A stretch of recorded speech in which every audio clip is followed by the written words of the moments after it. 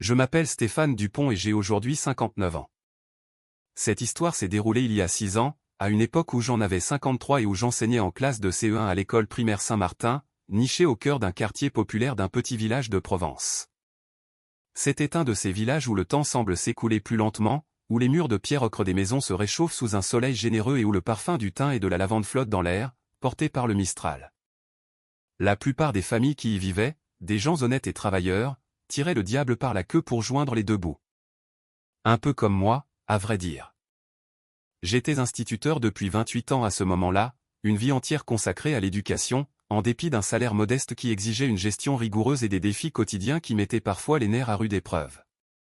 Je n'avais jamais été marié, je n'avais jamais eu d'enfant à moi. C'était un chemin que la vie ne m'avait pas offert, ou que je n'avais pas su prendre. Mais mes élèves, promotion après promotion, étaient devenus ma famille de cœur. Chaque année, je m'investissais corps et âme pour que ces petites têtes blondes, brunes ou rousses se sentent en sécurité dans ma classe, qu'elles s'y sentent soutenues, écoutées, et surtout, capables de réaliser les rêves, aussi grands ou modestes soient-ils, qu'elles portaient en elles. L'argent, bien sûr, était une préoccupation constante. Je vivais seul dans une petite maison de campagne à la sortie du village, avec des volets bleus un peu défraîchis et un petit jardin où je cultivais mes légumes. Pour me déplacer, je conduisais une vieille Citroën 2CV, un héritage de mon père, dont le moteur tout sautait au démarrage et qui nécessitait des réparations quasi mensuelles, grignotant un peu plus mon budget déjà serré. Il m'arrivait fréquemment de puiser dans mes propres économies pour acheter des fournitures pour ma classe, des cahiers, des crayons de couleur, des livres, car je ne supportais pas l'idée qu'un enfant puisse être freiné dans son apprentissage par manque de matériel. Mais malgré tout cela, j'aimais mon métier. Je l'aimais d'un amour profond et sincère. Il y a quelque chose d'indiciblement émouvant, une sorte de miracle silencieux, dans le regard d'un enfant qui s'illumine soudainement, lorsqu'il comprend enfin un concept mathématique qui lui résistait depuis des jours. Il y a une magie pure à voir un élève timide, qui rasait les murs en début d'année, prendre la parole avec assurance devant ses camarades. Ces petites victoires étaient mon salaire, ma véritable richesse. Ce fameux après-midi d'automne avait commencé comme tous les autres. L'air était doux, teinté de cette lumière dorée si particulière au mois d'octobre en Provence. La cloche stridente de 16h30 avait retenti, libérant un flot d'enfants joyeux et bruyants qui s'étaient précipités dehors pour retrouver leurs parents ou grimper dans le bus scolaire jaune qui les attendait devant le portail. Le silence était retombé sur la salle de classe, un silence épais, seulement troublé par le crissement de mon stylo rouge sur les pages d'un cahier. J'étais à mon bureau, une pile de dictées à corriger, lorsque je l'ai entendu. Un son presque imperceptible au début, un petit sanglot étouffé, venant du coin lecture que j'avais aménagé avec des coussins colorés et des étagères remplies de livres d'images. J'ai levé la tête, mes lunettes glissant sur mon nez. Et je l'ai vu. Manon Leroy, l'une de mes élèves, était recroquevillée dans un grand pouf en forme de poire, le visage enfoui dans ses genoux, ses petites épaules secouées de spasmes silencieux. Manon avait 7 ans. C'était une petite fille aux cheveux châtain clair, toujours impeccablement coiffée en une queue de cheval haute, et de grands yeux d'un bleu profond, presque marine, qui semblait porter une gravité bien trop lourde pour son jeune âge. C'était une élève modèle, brillante, appliquée, toujours polie et attentive, mais une aura de tristesse l'enveloppait en permanence, une sorte de voile mélancolique que j'avais remarqué dès le premier jour de la rentrée. Je me suis levé lentement, en évitant de faire grincer ma vieille chaise en bois.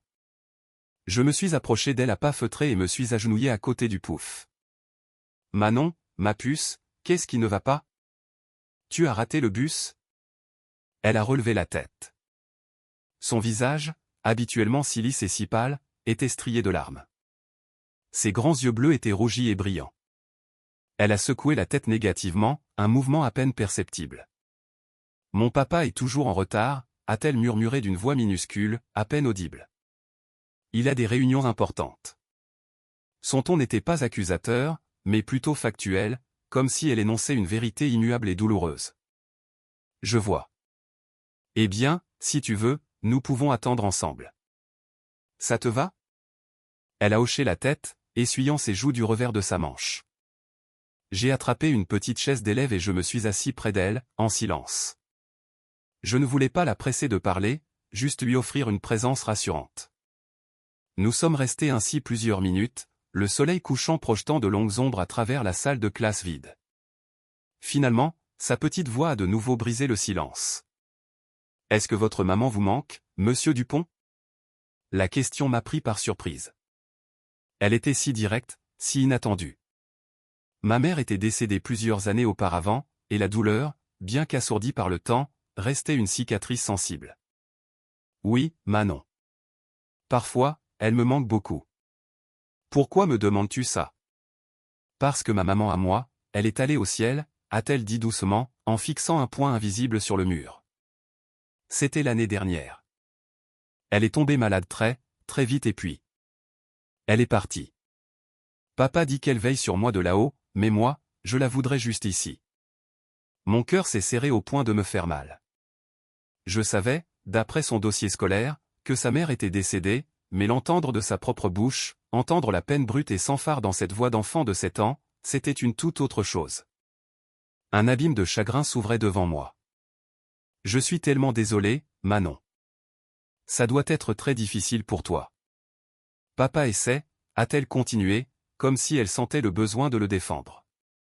Il essaie très fort. Mais il travaille tout le temps et il est toujours triste. C'est Madame Dubois qui s'occupe de moi à la maison. Mais ce n'est pas ma maman. Et papa ne sourit plus jamais. Je suis resté sans voix. Que peut-on répondre à une enfant qui a non seulement perdu sa mère, mais qui a aussi le sentiment de perdre son père, pourtant bien vivant? Une enfant qui porte sur ses frêles épaules le poids du chagrin de son parent. Tu sais ce que je pense, moi? Ai-je dit finalement, en cherchant mes mots avec soin. Je pense que ton papa t'aime plus que tout au monde. Parfois, quand les grandes personnes sont très tristes, elles ne savent pas comment montrer leurs sentiments. Elles croient qu'elles doivent être fortes tout le temps. Mais ça ne veut pas dire qu'elles ne tiennent pas à toi. Manon a réfléchi à mes paroles, son petit visage grave et concentré. Tu crois qu'il aimerait que je sois différente? Plus drôle? Peut-être que je lui donne trop de travail? Non, ai-je dit avec une fermeté qui l'a surprise. Manon, je peux te promettre que ton père ne souhaite pas une seconde que tu sois différente. Être parent, c'est parfois un travail difficile, mais ce n'est jamais, jamais de ta faute. Tu es une petite fille merveilleuse. Nous sommes restés assis ensemble pendant encore une bonne vingtaine de minutes. J'ai orienté la conversation vers des sujets plus légers, ses livres préférés, le projet de dessin sur lequel nous travaillions en classe, son poisson rouge qu'elle avait baptisé Bubule.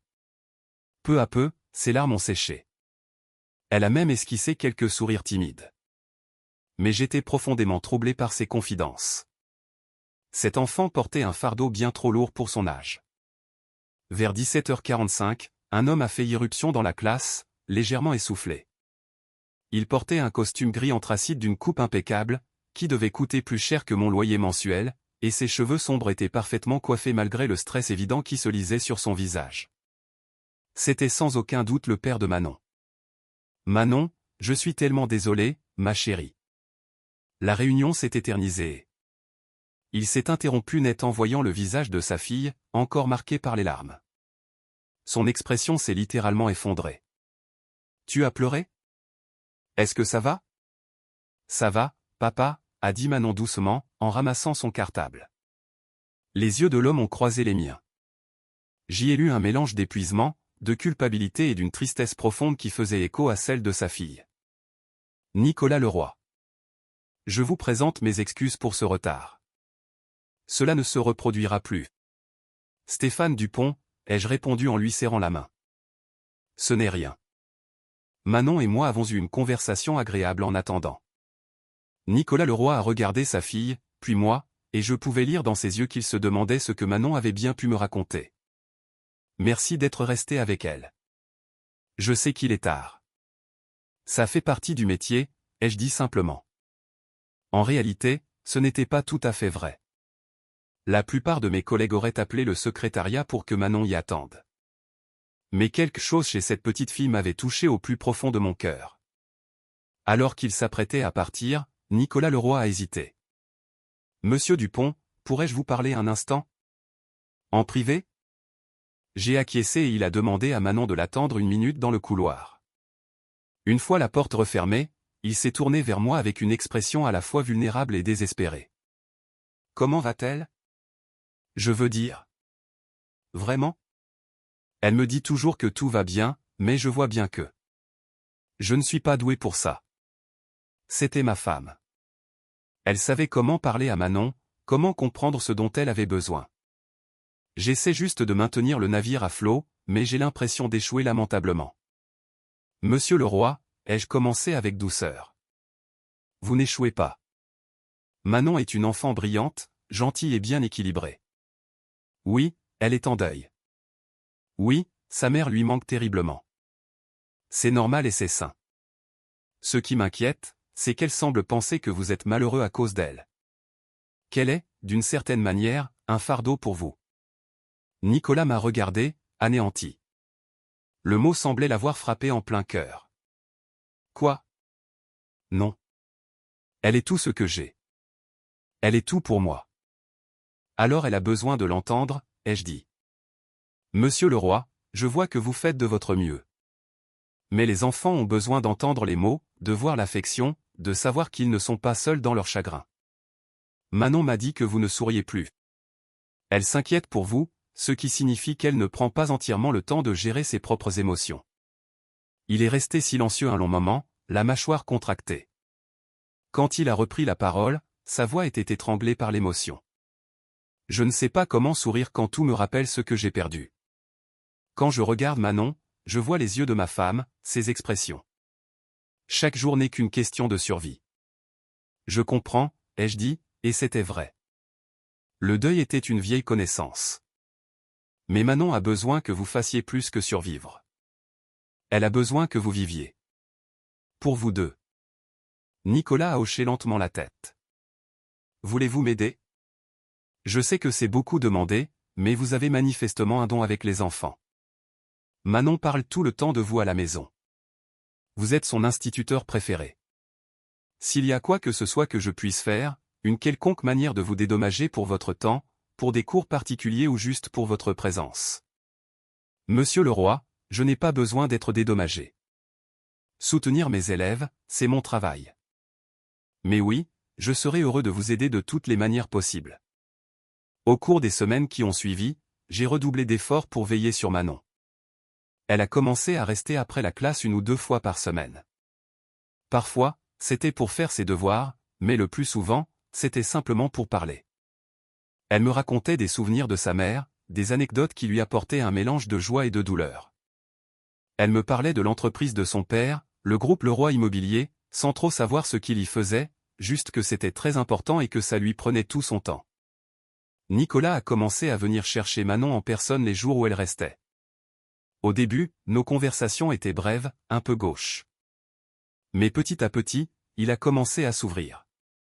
J'ai appris qu'il était le PDG de cette grande société de promotion immobilière que son propre père avait fondée. Après la mort de sa femme, il s'était jeté dans le travail de manière encore plus intense, comme pour fuir son chagrin. Le conseil d'administration pense que je suis plus concentré que jamais, m'a-t-il confié un après-midi. Il ne réalise pas que je me cache, que je fonctionne en pilote automatique. Avez-vous envisagé de consulter? Pour vous et pour Manon. J'ai emmené Manon voir un pédopsychiatre. Elle y est allée quelques fois, mais elle m'a dit qu'elle n'aimait pas. Elle avait l'impression que le docteur essayait de la forcer à parler de choses dont elle n'était pas prête à discuter. Et vous? Ai-je demandé doucement. Il a paru mal à l'aise. Je n'ai pas le temps. L'entreprise a besoin de moi. L'entreprise survivra sans vous 1 heure par semaine. Manon a davantage besoin de vous. Il n'a pas répondu, mais j'ai vu que mes mots avaient fait mouche. Un soir, début décembre, Nicolas m'a demandé si je voulais bien me joindre à eux pour dîner. C'est Manon qui n'arrête pas de demander, a-t-il dit.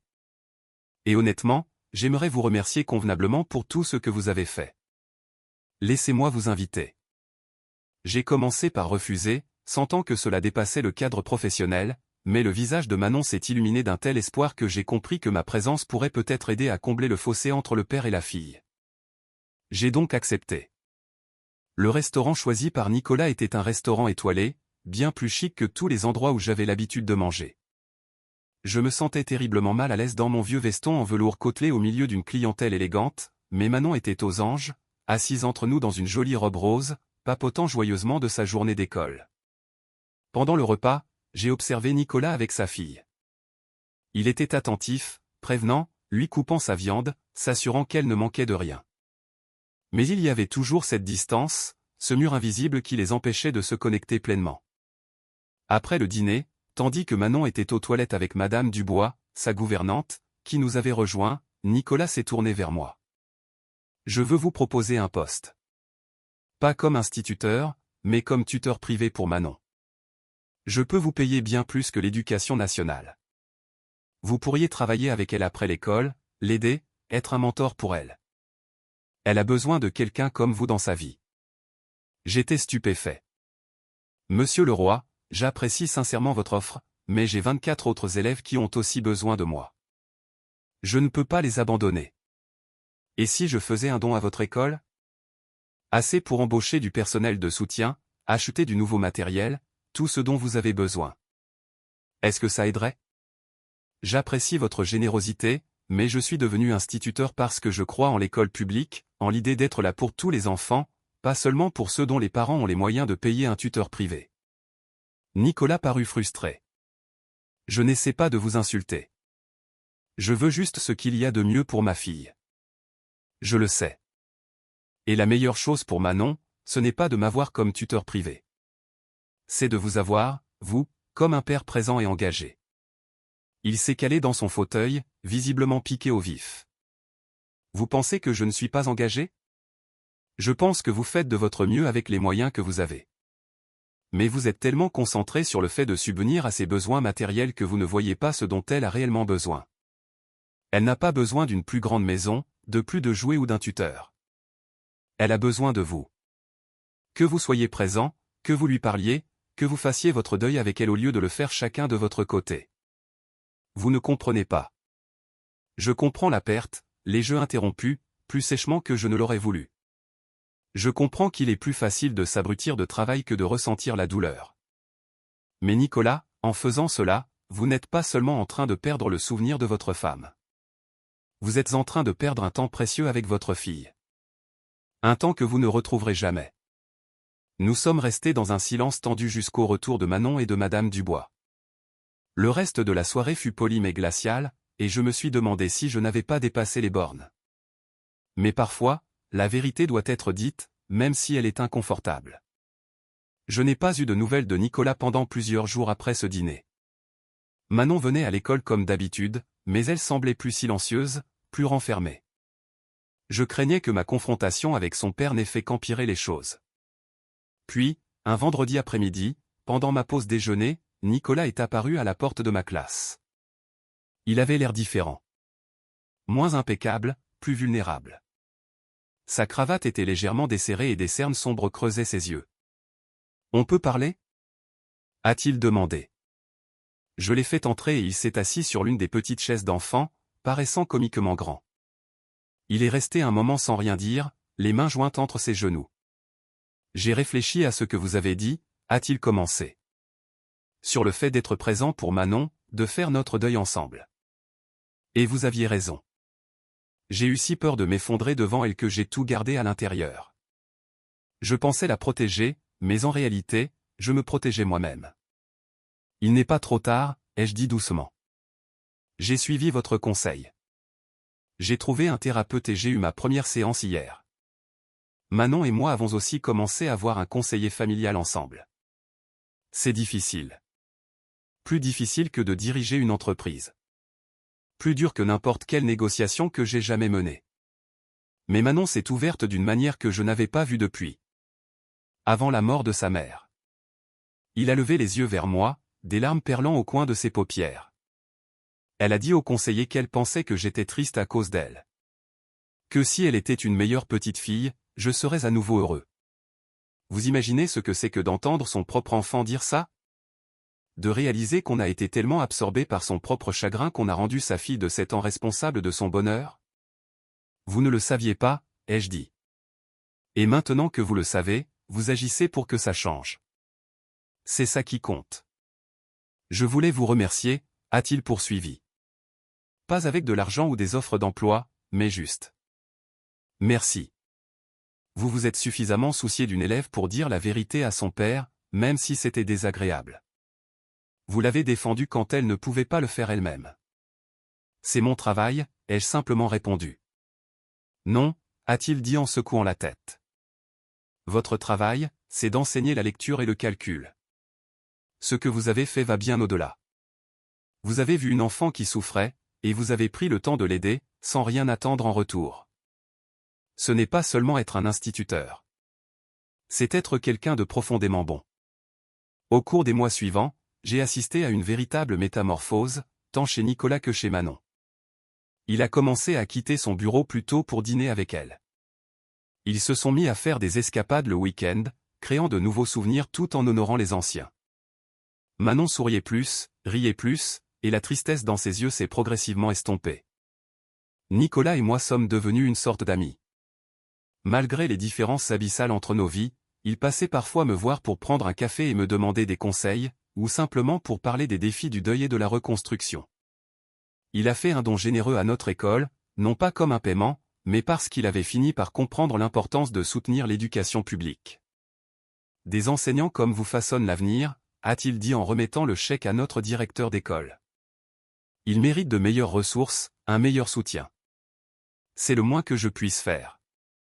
Ce don a financé de nouveaux livres pour la bibliothèque, des ordinateurs plus récents et du matériel de dessin pour toutes les classes. Mes collègues étaient ravis, même si la plupart ignoraient que c'était le père de Manon qui en était à l'origine. Vers la fin de l'année scolaire, Nicolas m'a invité à la fête pour le 8e anniversaire de Manon. C'était une petite réception dans leur maison, qui s'est avérée être un magnifique hôtel particulier, un de ceux que je n'avais vu que de l'extérieur en traversant les quartiers riches de la région. Mais ce qui m'a frappé, ce n'était pas la taille de la demeure ou le mobilier luxueux. C'étaient les photos. Partout, des photos de la mère de Manon, de la famille réunie. Des souvenirs fièrement exposés au lieu d'être cachés par le chagrin. Et c'était la joie sur le visage de Manon, célébrant son anniversaire avec son père, ses amis et Madame Dubois, qu'il aimait manifestement comme un membre de sa famille. Fais un vœu. On criait les invités alors que Manon se préparait à souffler ses bougies. Elle a fermé les yeux très fort, a réfléchi un instant, puis a soufflé. Quand elle a rouvert les yeux, elle souriait à son père, et il lui souriait en retour, un sourire plein de chaleur et d'amour sincère. Plus tard, alors que la fête touchait à sa fin, Manon est venue me trouver. Monsieur Dupont, merci d'être venu à ma fête. Je n'aurais manqué ça pour rien au monde, lui ai-je dit. Je peux vous dire mon vœu ? A-t-elle demandé. Je sais qu'il ne faut pas le dire, mais j'ai envie de le partager avec vous. Bien sûr. Elle s'est penchée vers moi et a chuchoté, j'ai souhaité que papa continue de sourire comme aujourd'hui. Qu'on soit heureux tous les deux, même si maman n'est plus là. Vous croyez que des vœux comme ça peuvent se réaliser? J'ai regardé Nicolas, qui riait d'une remarque de Madame Dubois, plus détendu et présent que je ne l'avais jamais vu. Je crois que ce vœu est déjà en train de se réaliser, lui ai-je répondu. Cet été-là, j'ai reçu une lettre de Nicolas. Il y écrivait sa gratitude, me disant que j'avais changé leur vie. Que la thérapie l'avait aidé à traverser son deuil tout en étant présent pour Manon. Qu'ils construisaient ensemble une nouvelle normalité, qui honorait la mémoire de sa femme tout en embrassant l'avenir. Vous avez changé nos vies, écrivait-il, non pas parce que vous le deviez, mais parce que vous vous êtes suffisamment soucié de nous pour voir, derrière le PDG bien habillé, l'homme brisé qu'il y avait en dessous. Vous avez vu, derrière l'élève en apparence bien adapté, l'enfant en deuil qu'elle était. Vous m'avez appris que réussir dans les affaires ne signifie rien si l'on échoue en tant que parent. Il mentionnait également qu'il avait créé une bourse d'études au nom de sa femme pour les étudiants se destinant à l'enseignement. Nous avons besoin de plus d'enseignants comme vous, concluait-il. Des enseignants qui voient leurs élèves comme des personnes à part entière, qui sont prêts à aller au-delà du programme pour vraiment aider. C'est ma façon d'essayer d'en créer davantage dans le monde. L'année suivante, Manon est passée en CM1 avec une autre enseignante, mais elle s'arrêtait souvent dans ma classe pour me dire bonjour ou me montrer son dernier dessin. La tristesse qui avait pesé si lourdement sur elle ce premier automne s'était envolée, remplacée par la joie et la curiosité naturelle de l'enfance.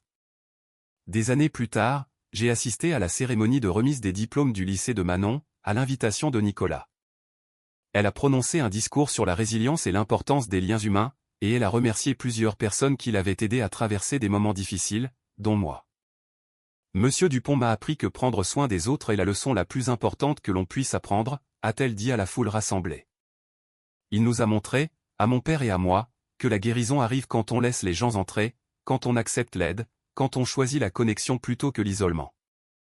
Après la cérémonie, alors que nous nous tenions sur la pelouse sous le soleil de juin, Nicolas m'a serré la main chaleureusement. Tu sais, quand on s'est rencontrés, je pensais que le succès, c'était de construire les plus grands immeubles, de gagner le plus d'argent, d'avoir le titre le plus impressionnant. Tu m'as appris que le succès se mesure en des termes bien plus simples.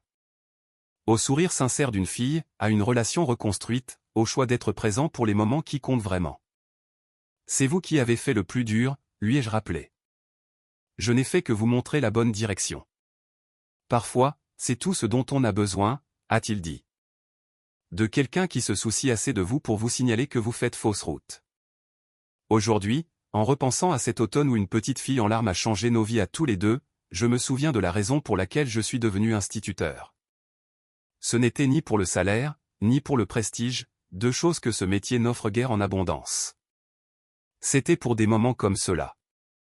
Pour la chance de faire une réelle différence dans la vie d'un enfant, de le voir grandir, guérir et s'épanouir. Je ne suis jamais devenu riche. Je vis toujours dans ma modeste maison de campagne, bien que j'ai finalement troqué ma 2CV contre une voiture un peu plus récente. Mais j'ai été riche d'une manière qui compte bien plus. Riche de relations, riche du sentiment d'avoir contribué à façonner de jeunes vies. Riche des souvenirs d'élèves comme Manon, qui m'ont laissé faire partie de leur voyage.